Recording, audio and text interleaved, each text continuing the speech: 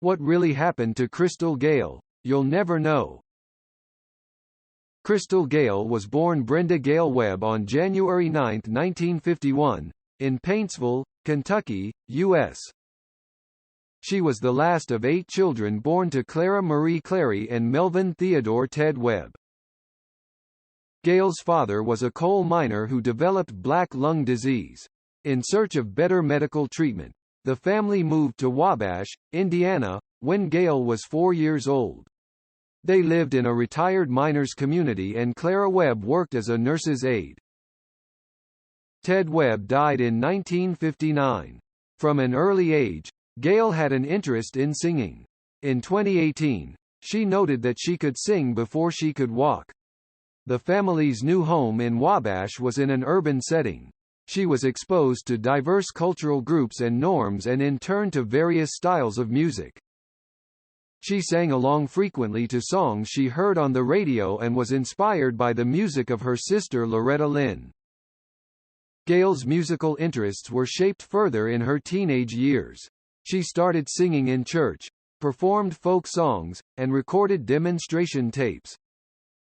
With encouragement from Lynn, she began touring during summers in high school. At age 16, Gayle performed on the Grand Ole Opry in replacement of her sister who had gotten ill. She performed a cover of Marty Robbins' Ribbon of Darkness.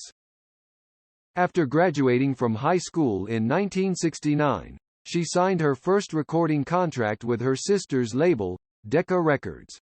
Upon signing with Decca, the label insisted that Gayle change her first name from Brenda to another name. Shortly thereafter, Lynn drove past a sign for the Crystal fast food restaurant and said to Gayle, "That's your name. Crystals are bright and shiny, like you." It was then that she changed her name professionally to Crystal Gayle, with Gayle taken from her middle name. Gayle has been married to their husband Bill Gatsimo since 1971. The couple first dated in high school and while Gayle was signed to United Artists Records, Gatsimo attended law school at Vanderbilt University. According to Gayle, their marriage has been successful because the couple pursues their own interests and lets each other breathe. The couple has 2 children, a daughter, Catherine, and a son, Christos. Gayle's son is now a record producer and co-produced her 2019 album. When Gayle's first child was born, she continued working frequently. In 2003 she said, "When I was on stage, I remember coming off stage and breastfeeding and then doing another show." When the couple had their second child, Gayle stayed home with the children. After a life of quiet effort, she let her success speak for herself. Career is mentioned as follows. Gayle was first managed by Oliver Lynn after signing with Decca Records. Among her first professional gigs were routine appearances on Jim Ed Brown's television show The Country Palace. On the program, Gayle performed original songs written by Loretta Lynn including Sparklin' Look of Love and Mama, It's Different This Time. Her debut single was released in 1970 titled I've Cried. Also written by Lynn, the song peaked within the top 40 of the Billboard Hot Country Singles chart. The song was followed by other singles that reached minor positions on the country songs chart. Everybody Oughta Cry and I Hope You're Havin' Better Luck Than Me.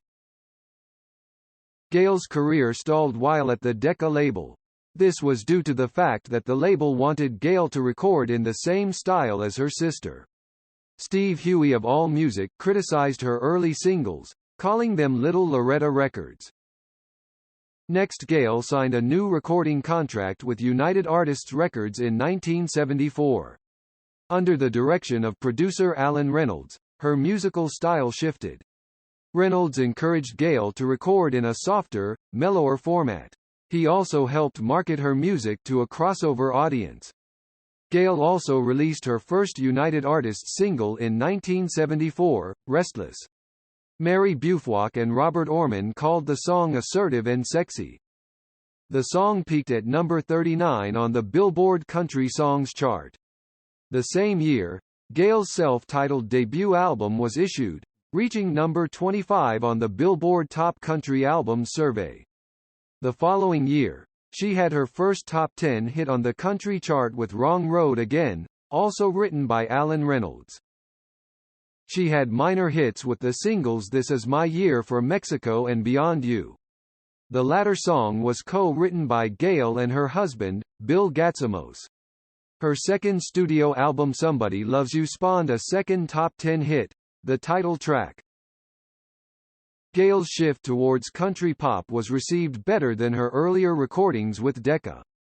Kurt Wolff of Country Music, The Rough Guide, praised the new style, calling it a pleasant, easygoing sort of country folk blend, a close cousin to the music of Emmylou Harris. Instead, he arranged for songwriters Bob McDill and Richard Lee to help compose music. This arrangement proved successful when in 1976, Gayle had her first #1 hit on the country songs chart with I'll Get Over You, written by Lee. This was followed by a second #1 hit, You Never Miss a Real Good Thing, and the #2 hit, I'll Do It All Over Again. Her third studio album, Crystal, was released in 1976, peaking at #7 on the top country albums chart. In 1977, Richard Lee had composed a tune called Don't It Make My Brown Eyes Blue. The song was originally intended for British singer Shirley Bassey. When Reynolds heard the song, he said to Lee, "You're not sending that song anywhere." Gayle recorded the track in one single take. Don't It Make My Brown Eyes Blue was released as a single in 1977, peaking at #1 on the Billboard Country Songs chart and crossing over to #2 on the Billboard Hot 100.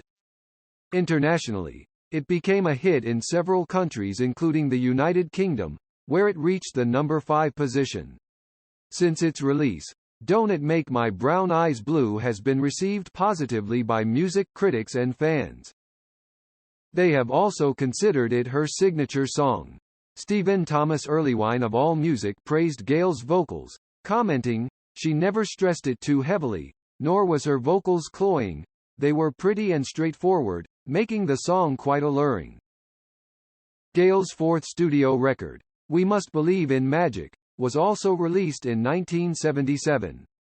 The album peaked at #2 on the Billboard Country Albums chart and #12 on the Billboard 200. We Must Believe in Magic has received positive reviews since its initial release. AllMusic gave the record 3.5 out of 5 stars.